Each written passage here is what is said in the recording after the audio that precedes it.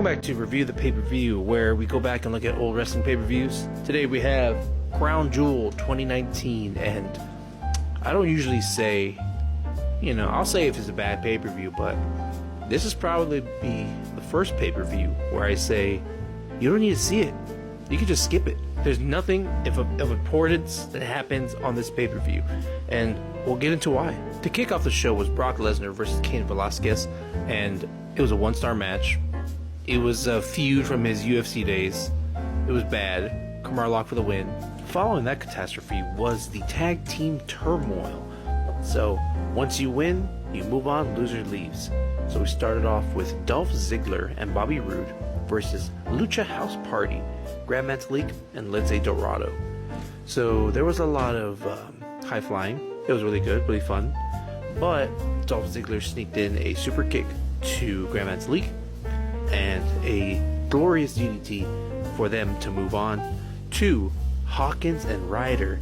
Nothing crazy happened. They came in and they got out.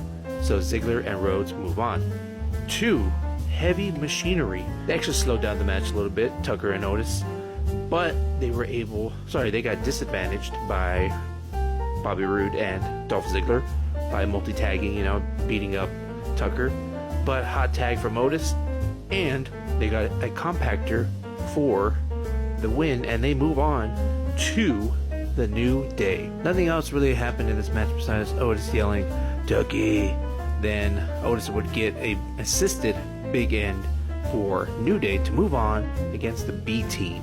The B Team would get in control just a little bit, but Kofi would take out Bo Dallas, and a big end to Curtis Axel for them to move on to the Revival. This is what bothered me, because the Revival were the SmackDown Tag Team Champions, and they lost because the New Day went through 3 tag team. Well, the Revival was the third one, and they lost. You would think the refresh Revival SmackDown Tag Team Champions would win, but they don't.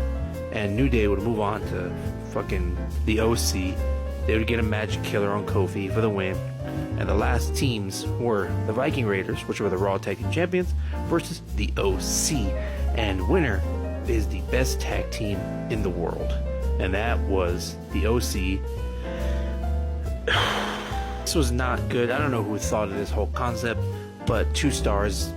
And that's me being generous. Lots of pandering in this show, because we had Cesaro versus Mansoor. Mansoor is great. He was really good in the ring. They got him pyro. The whole stadium was lit up. And Cesaro was wearing pants and tennis shoes, which I didn't understand. Did he lose his luggage or something? But Mansoor is great. Very athletic. I wish they pushed him more. But, wasn't he in the Maximum Male Model? Sadly, that's what, he ended up doing. Hopefully he does more in the independents. Moonsault for the win for Mansoor. 2-star. This is something at least decent. We had Braun Strowman versus Tyson Fury. Let's just keep going. 1 star. Except the United States Championship was on the line. AJ Styles was going up against Humberto Carrillo, who won a Battle Royal in the pre-show to get this opportunity. Another guy who is really good, and it just didn't work. AJ Styles could put on a 5-star match with anybody, but it just didn't work with Humberto, because he was working at like a leg angle during the match, and it was just a phenomenal forearm for the win from AJ. It went on for a hot minute. It was 2.5 stars. Nothing really stood out for me. Next up was the first ever women's match in Saudi Arabia. Natalya versus Lacey Evans. And after every reversal or like any fancy type move, they'd do this.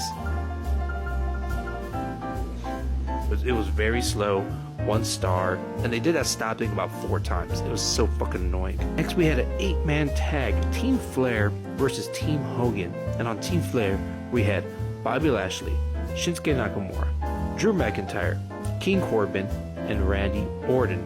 And on Team Hogan, we had Rusev, Ricochet, Shorty G, Mustafa Ali, and Roman Reigns. You can guess who won this match. Abel and Nakamura will start the match, but Rusev just wants to get after Bobby Lashley for banging his wife. Later on, Ali would get tagged in, but he just get beat senselessly by Team Flair. Down the line, Roman gets tagged, cleans house, does a dive over the top rope onto everybody, and all of Team Hogan take out, one member each of Team Flair, and Roman hits Randy Orton with a spear for the win. 2-star. This was, again, me being generous. Nothing was really good about this match at all. And for our main event, Seth Rollins puts his Universal Championship on the line against Bray Wyatt. It wasn't even Bray Wyatt. It was The Fiend. It was a lot of brawling outside. He would take about 8 curb stomps on the stage, and he would still survive. Bray Wyatt would fall into a bunch of little boxes stood up, and there was the pyro goes off. He survives, gets a mandible claw to Seth Rollins, and then hits his sister Abigail on the concrete floor for the win. Another 2-star, I guess. It was so annoying with the red lights going off. Yeah, I just couldn't take it. This match went on for a hot minute too, and it ended, but then they turned the lights on again. It was just weird with Michael Cole, ending the show. And that was the pay-per-view. Nothing was good. I strictly advise you to stay away from this pay-per-view if there's literally nothing else to watch. Even watch paint dry. That might be even more entertaining. Next week we have No Way Out 2001. That should be a good one. So until next time.